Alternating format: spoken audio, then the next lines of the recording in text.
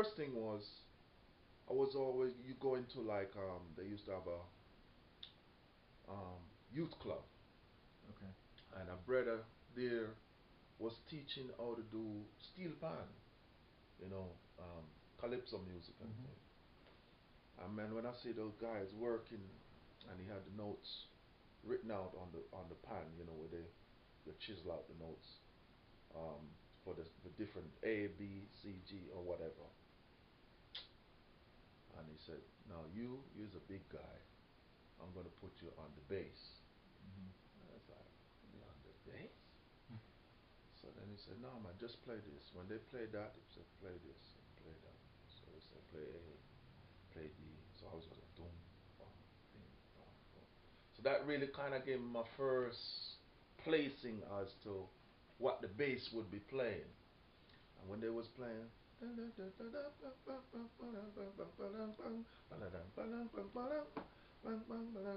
I was just like,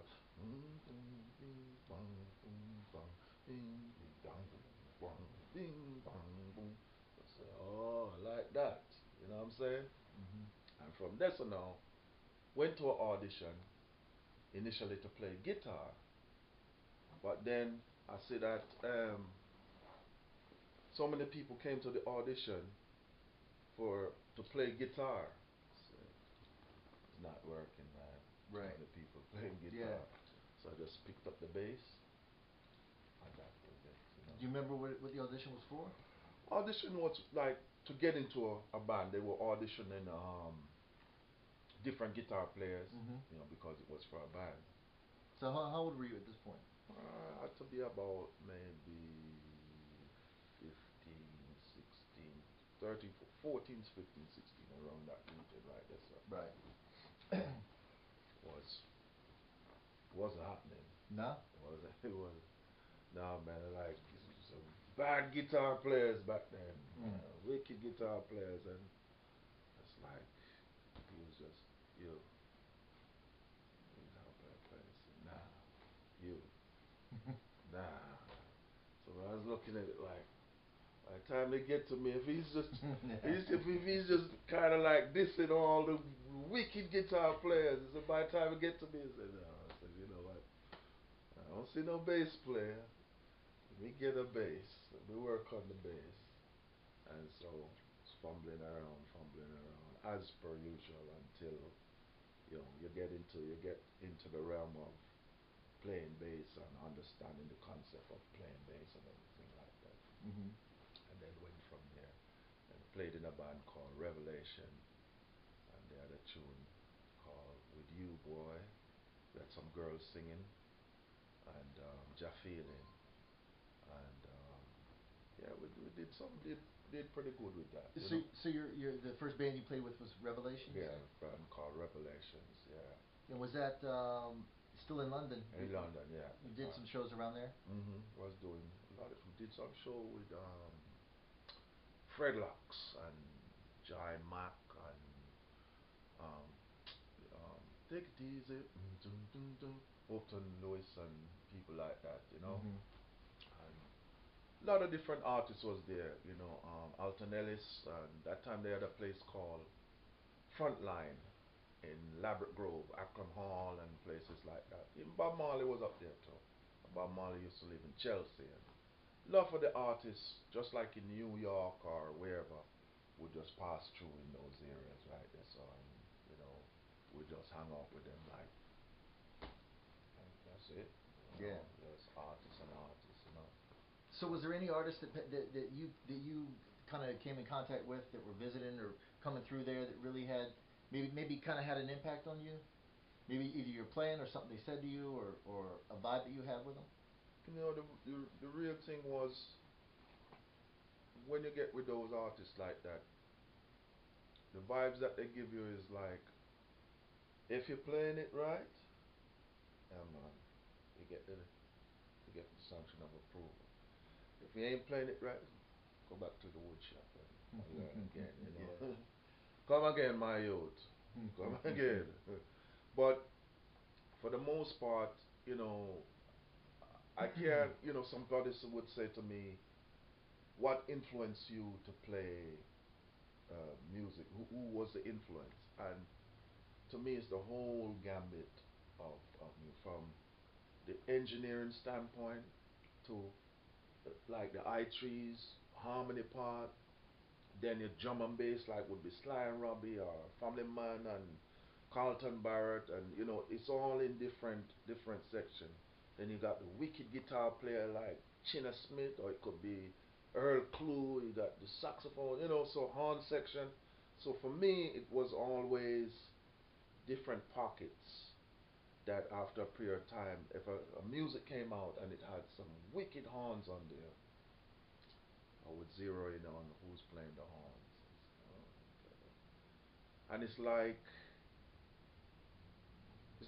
a soccer team then. You knew out of all, it could be 40 teams, you knew who was the best center forward, who was the best midfield player, who was the best defensive player, who was the best goalkeeper. Then break it down was like the cleats you wear, the best kind of cleats you would wear, and you know, and just the style of playing. And after just watching that, it's like even watching football, like a coach would say, yeah, I know who the strongest defensive player is there. I mean, same thing with music. You started picking out people's styles and certain fields of music, certain form of engineering, certain form of mixing. Who would mix just kind of like a hash mix where it was just a music mix for the street music, then an album mix for the album where it was kind of polished off, and you'd see different engineers that would have different mixing style, different bass players that have different bass playing style and different tones, different guitar players, you know. So it wasn't just one thing that influenced. It was like everything at one time. But then you broke it down into compartments. You see what I'm saying? So that's how I saw the music. You know. Well, you definitely have you have your own sound. I mean, when you recorded those albums with Fox, the Mighty Roots label, those albums have a distinct sound that nobody else has. It's sort of like what I would call like sort of a digital sound, but a heavy digital sound, not like the Steely and Clevey kind of stuff like that. You know, it's just real heavy soul. You know, music with soul, music with a lot of ass to it. You know what I'm saying? Well, I want to tell you, it's funny. I was watching a interview with Steely and Clevey, and trust me, man, those guys, man, they remade some good tunes and did some wicked tunes, and even were ahead of their time in terms of using, Mac computers and digital stuff like that. Amazing. I mean, for Jamaican standards still too. The thing too for me was when we were moving into that digital realm too. And once again, backtracking, I always have to backtrack and always remember when it was one drop. And I remember we used to hang out in the music store listening to music with some big speakers like that. And I remember this producer used to produce, I can't remember his name right now, but anyway, he used to produce music. And he had a record store, and he would bring in like Chosen Few and a whole lot of different artists. And so we'd be in the record store, and he'd say, "Oh, the man they not buying no music, man. The man they just always listen to music." So we would always have our ears like this. So he would just take the needle one time and just, and, like, because we were always had our ear to it. But what I always remembered from them was like, when the music was transcending, moving into different phase, and it was one drop, buff. Then you had MPLA come in, doom doom doom, doom doom doom doom doom doom doom doom. That they call it the militant beat now. So what do those guys say? But what go on with this music, man? It don't sound like the real thing. And I kind of felt for them because I understand what they were saying, but at the same time, that was like, yeah, that's the beat. Now I can relate to that. Right. And so then when it was going now from there into the digital realm, what I always remember what they were saying. It don't sound real and it don't. So what I tried to do was keep it real, use the technology that was going on, but still keep the foundation of the old time drum and bass and everything. And even though sometimes we were using like drum machine and stuff, try to make the drum machine sound just like a drummer. It does. It does. It You really know what I'm does. saying? And you know, but before I jump to that, there was a point where evidently you left London, right? Yeah, man. Where did you how did you leave there? I mean, where'd you go? Well, back and forth between Jamaica and London because, you know, my grandfather was still there and we'd travel back to St. Anne's, you know, stay there and then come back. But then eventually my parents settled in the US and I was kind of fighting it really not to leave because I had already established a little setup there with, you know, friends and musicians and stuff like that. And they was like, but he's still going in that. He still have one foot in the music and he's doing all right, but he still have one foot where he like the badness and things. So let's take him on out of there. Let's see if we can put him in a different environment where. So as soon as I land here, it was like find the studios and find the musicians and linked up with a good brethren now was named Maccabee. It was like, and it was a chance meeting where I was passing a barber shop and a lady came outside and they were standing outside with the barber and I greeted them and sounded like a Jamaican and I said, oh, from Jamaican. And she said, yeah. I said, you know, I'm just getting here and just trying to get around and trying to, you know, feel my way out with, you know, with people and stuff like that. And, oh, okay. My son, man, he plays music. I said, play music? I was like, oh Yeah. my gosh. So she told him about it, man.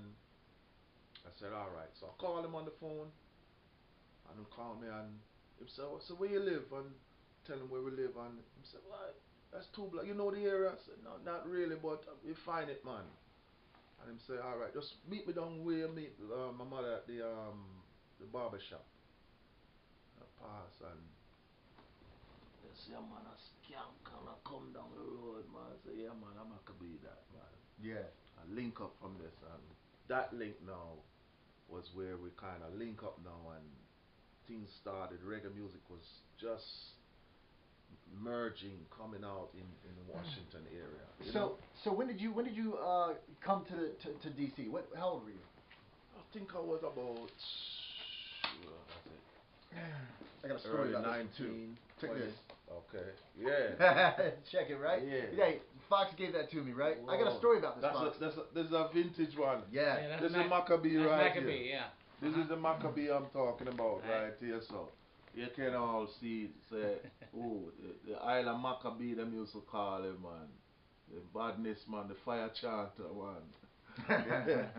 But Fireman, yeah. it's always strange how these things work out. You know how, like, you probably may have been thinking at some point, how did he kind of end up wanting to get with me and feature me? You know. Yeah. So this was about 4 months ago. Fox gave me this record with a bunch of other stuff that he had here in the studio, and the record was still sealed. Yeah, man. And I opened it up,